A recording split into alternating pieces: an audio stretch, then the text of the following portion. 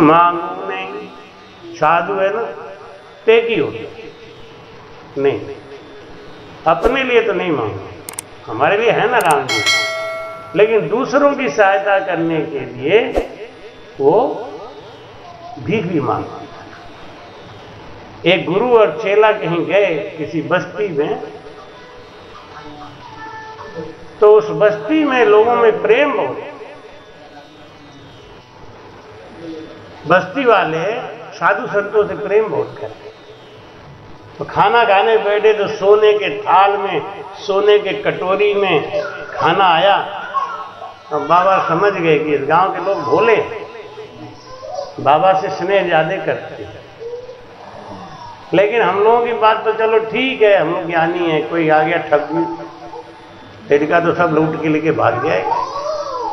तो बाबा जी खाना पीना खा लिए, धीरे से एक सोने का कटोरी धो पोंछ के और जेबा में डाल लिए। चेला देख रहा था, चेले ने सोचा ये गुरुजी ने क्या किया, हमारे गुरुजी का स्वभाव तो बहुत बढ़िया है, चुरा खाए थे।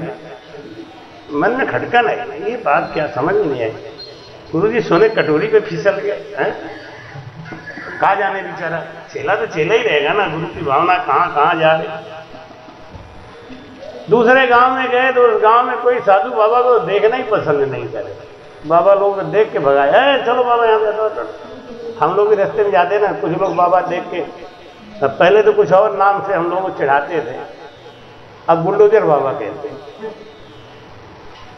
अच्छा, अब काना से काना कहो तो काना तो समझ ही जाता है हमारे में कह रहा। अब पूरे डब्बा में, गाड़ी के डब्बा में कोई साधु है ना, हम ही अकेले बैठे हैं, तो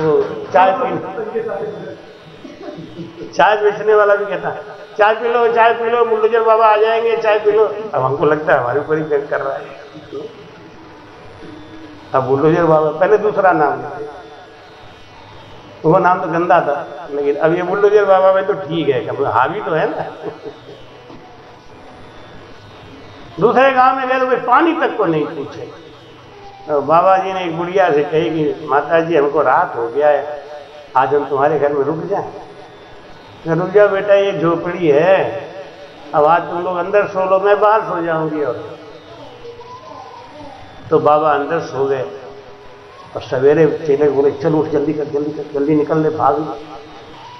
तो क्या हुआ, बोली अरे क्या निकाल, जल्दी कर। और सोने की कटोरी निकाल के वहां रख दी, आले चेला हो जाती है, गुरु जी लफड़े बाज क्या कर, वहां चुराए गाय को, यहाँ रखे गाय को, ये बात समझ नहीं है।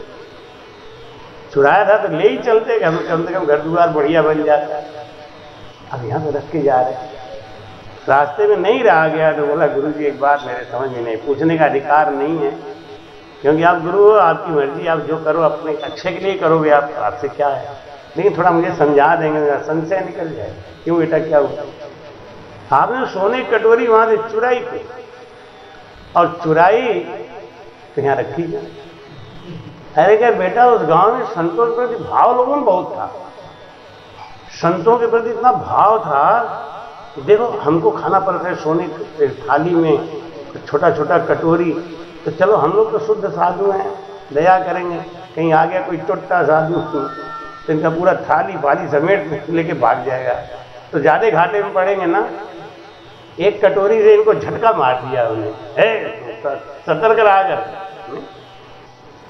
एक बार वहाँ कहाँ दिल्ली गए थे ना हम लोग, मुझे जमसी भाई जी बीमार थी, तो कहाँ सुलाया था, वो अपने कमरे में सुलाया, जिस कमरे में उसके सोना चांदी का सब काम होता है, और ऐसे ही पड़ा हुआ उस कमरे में सोने सब कर दिया।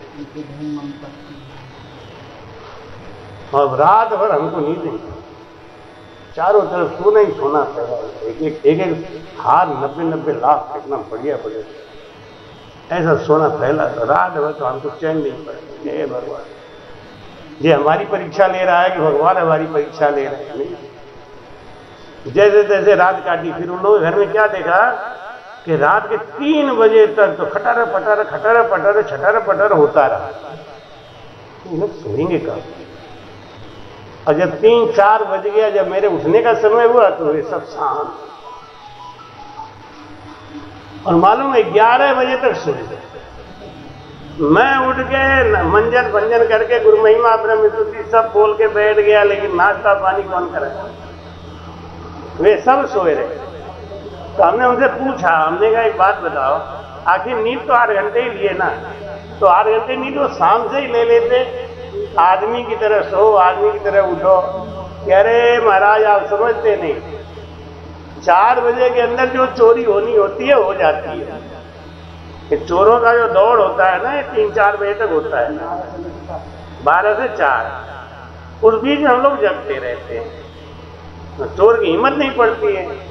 4 बजे के बाद चोर भी समझ जाता है अब कुछ करेंगे तो फंस जाएंगे, चोर भी भाग जाता है, हम भी चैन से सो जाते हैं। तो लोग अपने अपने जुगाड़ हैं संसार में रहने के। साधु का क्या जुगाड़ है कि वो राम जी पे पक्का भरोसा रखते हैं। साधु जानते हैं कि वो परमात्मा अपना भूखा सो जाएगा, लेकिन हमको नहीं खिलाएगा। नहीं,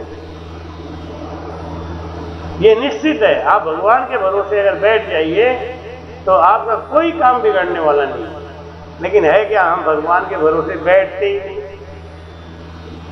कभी भगवान का भजन करते नहीं, गुरु बनाया नहीं, भजन सीखा नहीं, तो भगवान के भरोसे बैठोगे कहाँ? अपने मन से थोड़ी होती। तो साधु धिन सोई सुखराम के जाचर नहीं जाता, उसको राम जी लाके वहीं भरते हैं, वहीं देते हैं।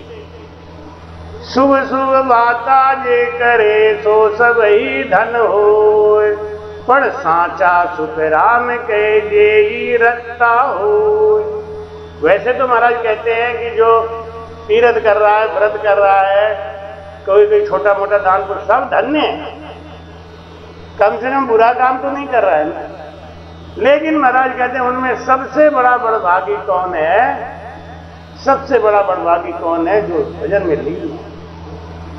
भाई कह रहे दिन सोई है, दिन सोई जा सतसंगत पाई रे। दिन सोई है, दिन सोई है जा सतसंगत पाई रे। नर नारी को कारण नाई जाऊर ऐसी आई रे लोग।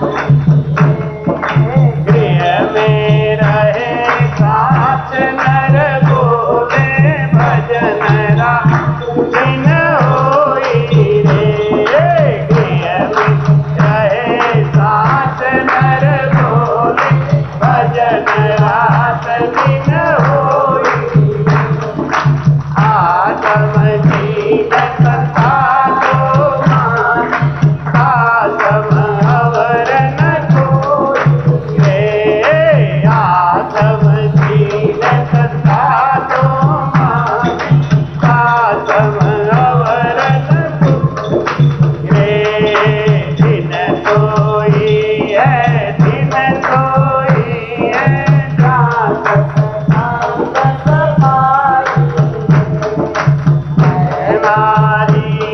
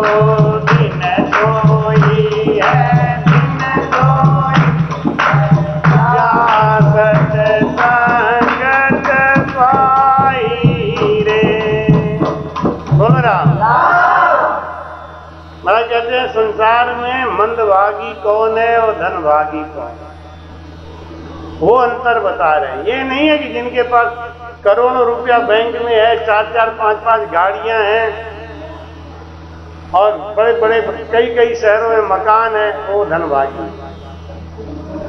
वो तो कीड़ा मकोड़ा है कि मरेंगे और चले जाएंगे, संसार में सब ऐसे ही छूट जाएगा। यमराज पूछेंगे हमने तुमको धन दिया तो तुमने क्या किया? तो कहा कमरा भर के रखे रहे, नोटबंदी आई सब गायब हो गया।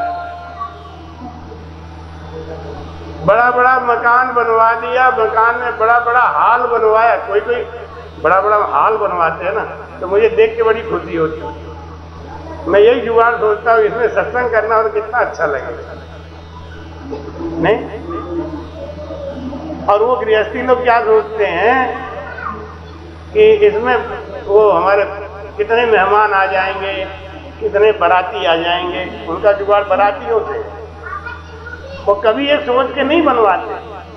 मकान बनवाएंगे ना तो उस मकान में पूजा का घर कहीं प्लानिंग में ही नहीं।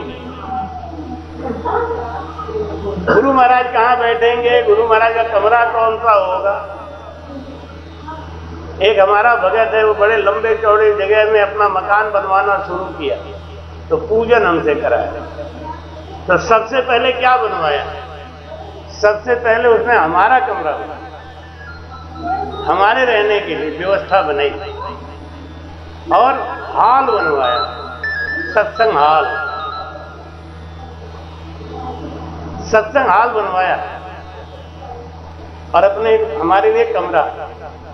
अभी कह रहा था, बड़ा खुश था कि महाराज ये सत्संग हाल और कमरा कैसे बन गया, क्योंकि वो उतना मिट्टी डलवाता तो 3-4 लाख रुपए की मिट्टी लगती। तो उसने सोचा 3-4 लाख की मिट्टी डाल के, हाँ राम राम, हेलो, 3-4 लाख की मिट्टी डालें, इससे बढ़िया एक हाल बनवा दें, उसमें सत्संग हो जाएगा, गुरु जी का एक कमरा बनवा, 2 काज हो जाए। और देखो उसका जुगाड़ बन गया। उसका जुगाड़ ये बन गया कि अब वो रहने तक की व्यवस्था तो उसकी हो ही गई। नहीं ऐसे वो 3 लाख लगा, खाली मिट्टी तो डलवाता, पैसा मिट्टी में जाता।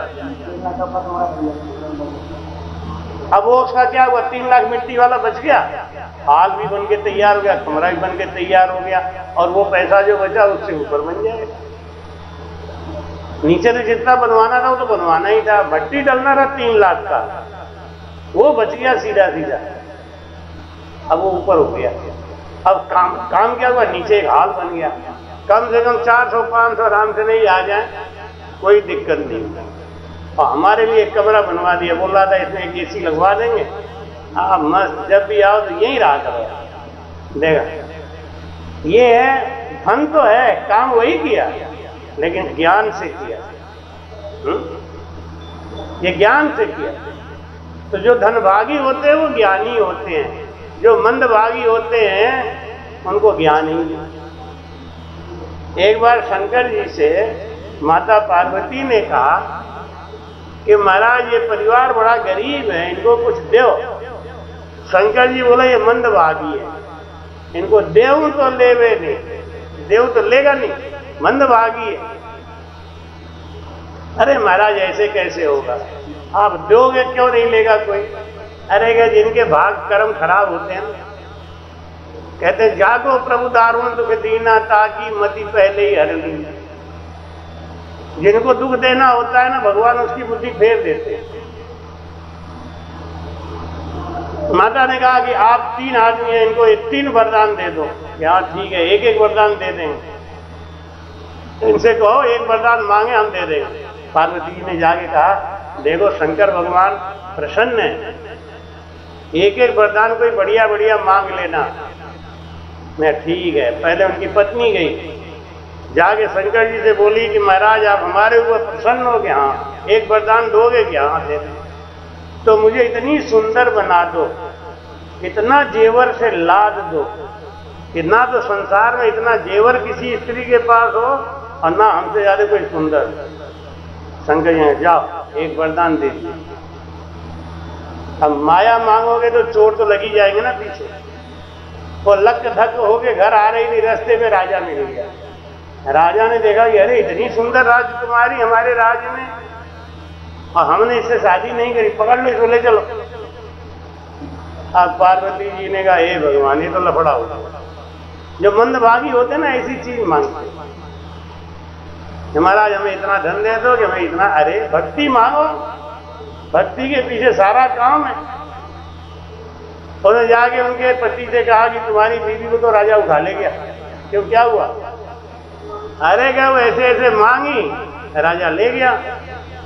अब लड़का रोता हुआ आया, ने शंकर जी भगवान आपने मेरी मम्मी को क्या दिया? कि बेटा एक वरदान था, दे दिया हमने।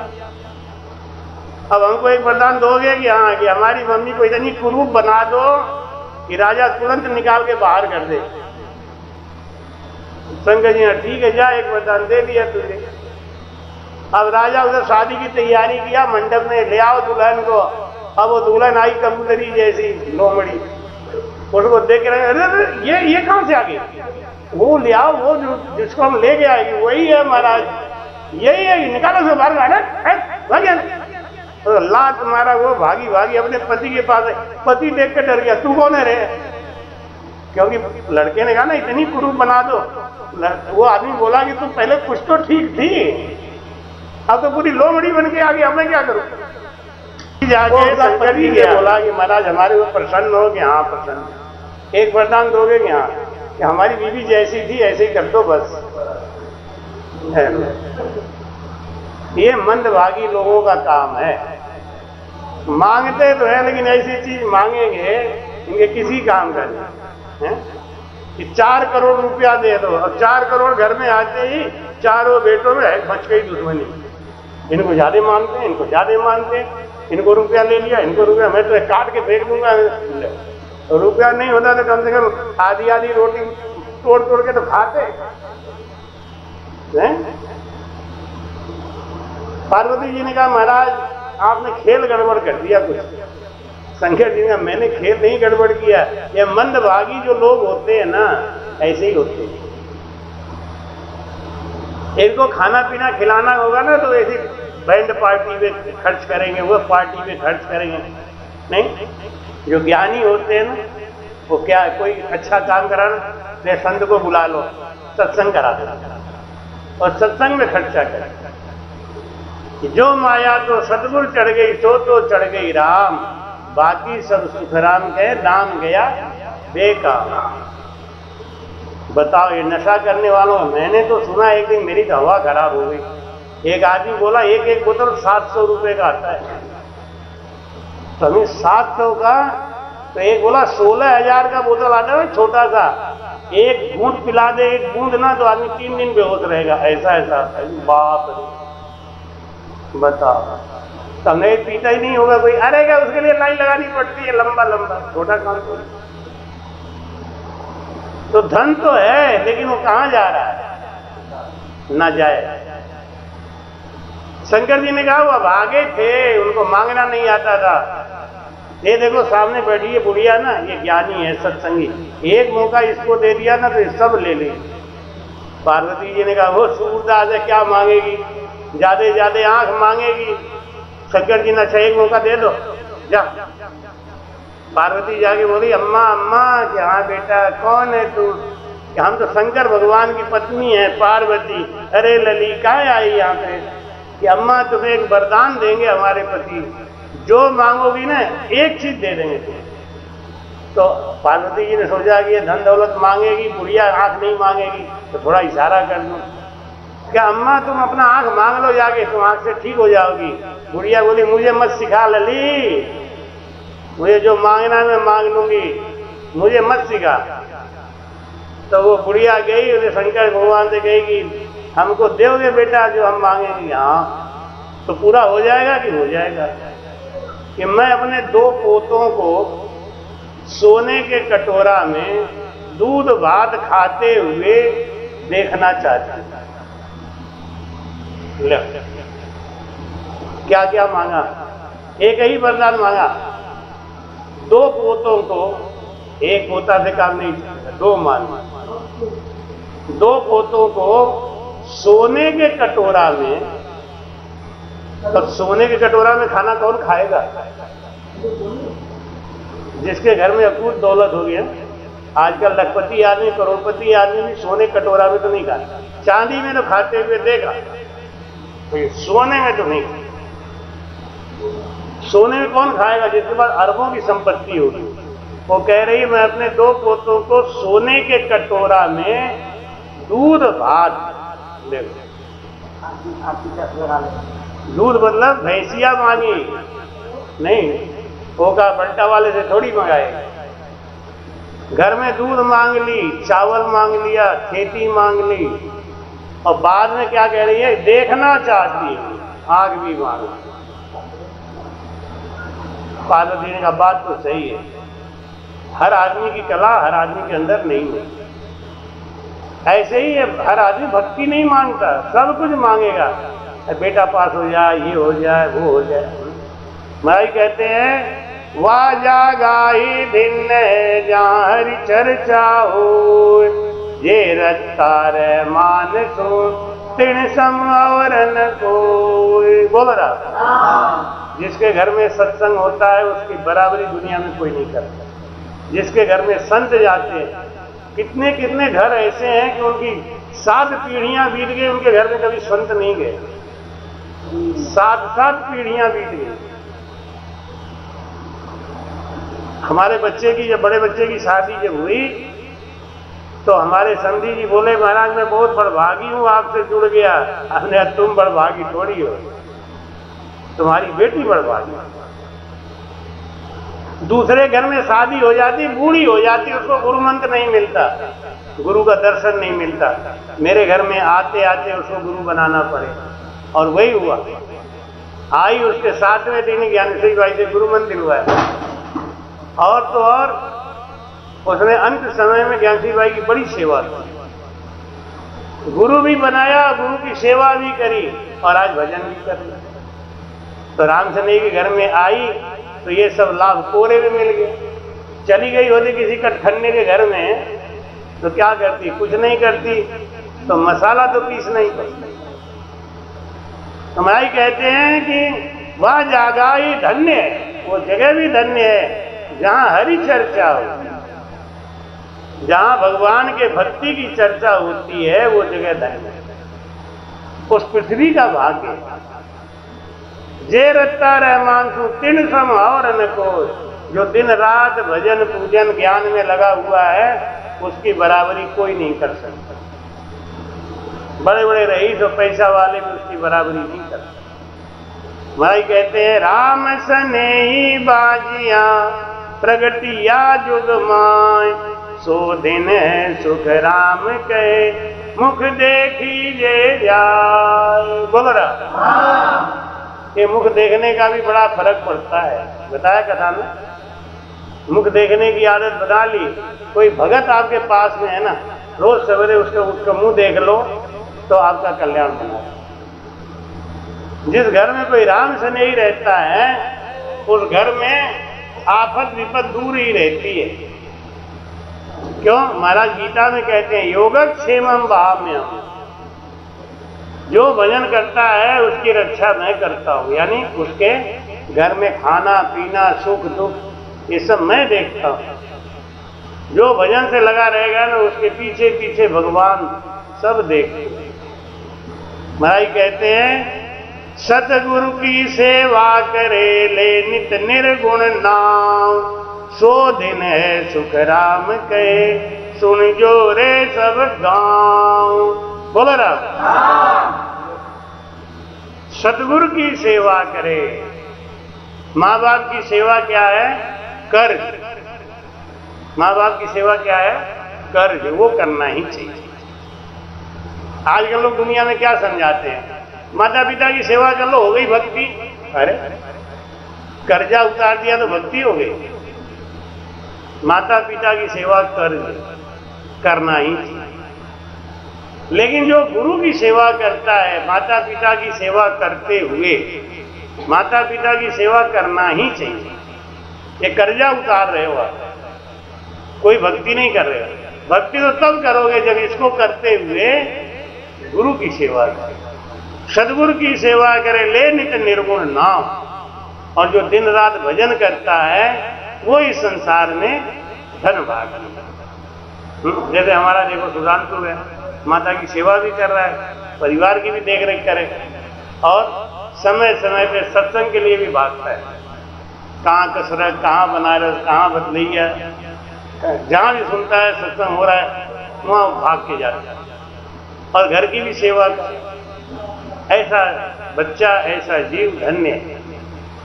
ऐसे लोग जहाँ रहते हैं वहाँ सुख शांति रहती है। इसलिए संसार में महाराज समझाते हैं कि आए हो नर्तन में तो कुछ न कुछ बड़ा काम करो।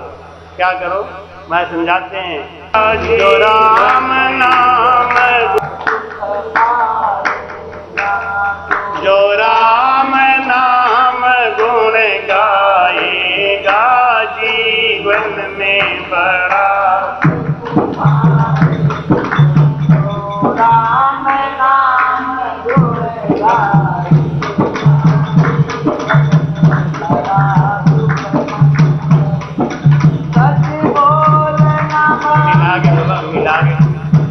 सच बोलना बांधेगा नेकी पर चलना कर्म तेरा। सच बोलना बांधेगा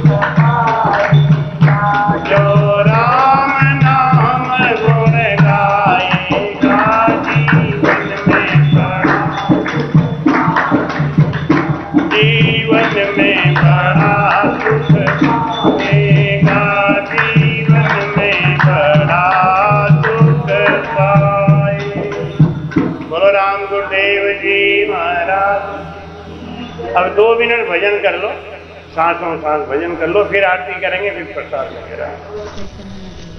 कृपया चैनल को सब्सक्राइब करना ना भूलें। राम राम।